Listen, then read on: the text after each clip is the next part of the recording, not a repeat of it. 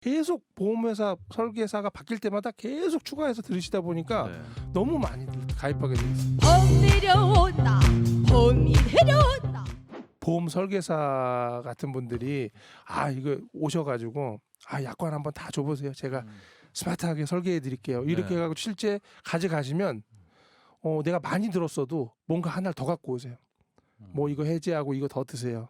계속 보험회사 설계사가 바뀔 때마다 계속 추가해서 들으시다 보니까 네.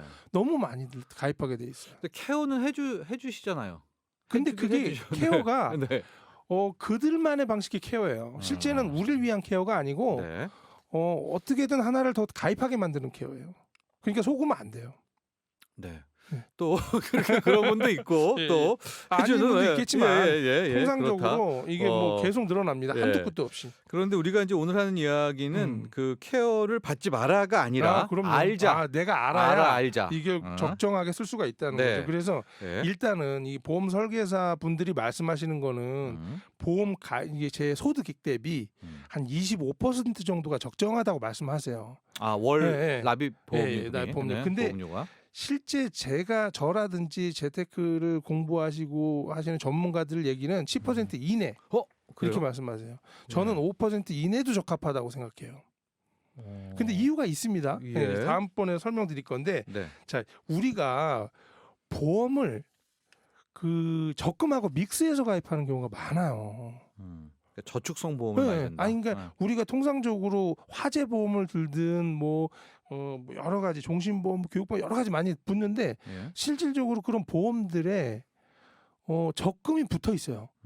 심지어는 화재 보험을 20만 원짜리를 묻고 계신 분이 있는데 한 달에 나중에 화재가 나서 좀 받으려고 했더니 보상. 실제 한 3만 원밖에 안 들고 있는 거예요. 나머지 27만 원은 적금이었는 17만 거예요. 원을? 17만 원은. 그러니까 결국은 실질적으로 3만 원짜리 보험 들고서 나는 20만 원 내놓고 안심하고 있는 거죠. 네. 그러니까 그런 것들을 줄이라는 거죠. 그래서 요즘 상품들이 증권사, 은행, 그다음에 보험사들이 다 조금씩 서로 믹스하고 있어요. 이게 섞여 있다 보니까 이 상품을 우리가 고르실 때 굉장히 좀 주의하셔야 되는데 실제 보험금이 많다고 해서 내가 보험 혜택을 많이 받는 게 아니거든요. 그래서 원금을 돌려받는 상품은 가입하지 않는 게 좋아요. 그러니까 보험은 보장으로만. 만기가 돌아왔을 때 원금을 돌려준다든지 아니면 뭐 그 이상을 준다든지 하는 상품들은 다 적금 상품이에요.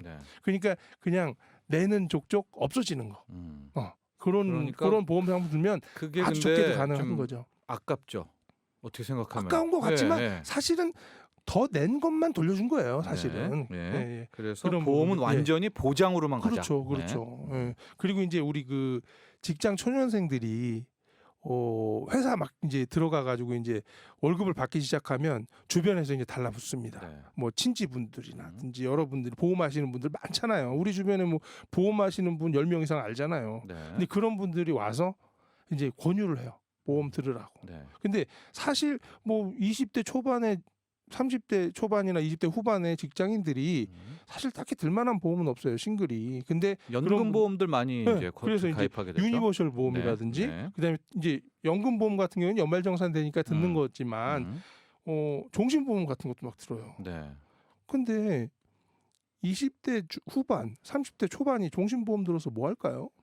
사망 시 누굴 위해서 종신보험을 드는 건지 모르겠어요. 근데 이런 상품들을 굉장히 많이 권하고 있어요. 유니버셜 보험도 사실은 이게 뭐 변액이기 때문에 이게 뭐 계속 투자의 패턴을 바꿔나가는 방식인데 사실 수익률이 그렇게 좋지 않거든요. 이게 믹스된 상품이기 때문에 그냥 투자하고 싶으면 증권에 가서 주식하고 뭐 요즘 코인도 하시니까. 근데 이게 보험에서 하는 상품, 섞인 상품은 추천하지 않는다는 거죠.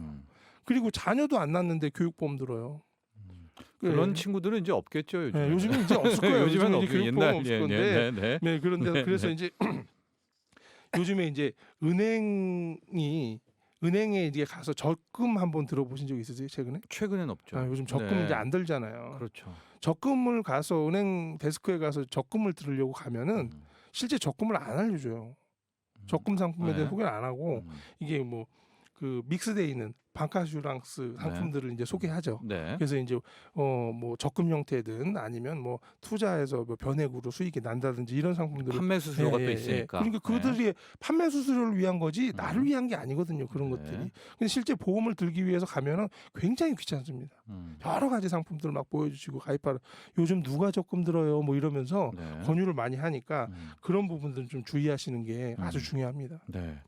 그러면 이제 처음에 보험이 전체 소득의 5% 네. 보험료가로 이제 구성을 네네. 해라 이렇게 네. 조언을 해주셨는데, 근데 최소한의 보험 상품은 있어야 되지 않을 그렇죠. 거 아니겠습니까? 그러니까 어떤 정도를 보통 좀 많이 권하세요? 통상적으로 실비보험은 반드시 좀 있어야 될 것 같아요. 실비보험, 네. 실비보험, 실손보험이라고 예, 실손보험이죠. 네. 뭐 개인 의료보험이라고도 하고 그러잖아요. 네, 네. 그러니까 의료보험 기반은 되지만 거기에서 이제 추가적으로 나온 비용이라든지 입원 시에 나올 수 있는 비용들 이런 것들을 나중에 원금이 돌려받지 않는 상품으로 하면 4인 가족으로 저희가 가입을 해도 한 뭐 17만 원, 16만 원 요 정도 납부하거든요. 네. 그것도 뭐 거기에다가 사망 시 뭐 이런 진단금도 사실 들어가요. 그게 주 상품이기 때문에 조금씩은 넣어줘야 되는 게 있어서 네. 완전히 뺄 수는 없는 거다 보니까 그렇게 되고 있고. 정철진의 목돈 연구소.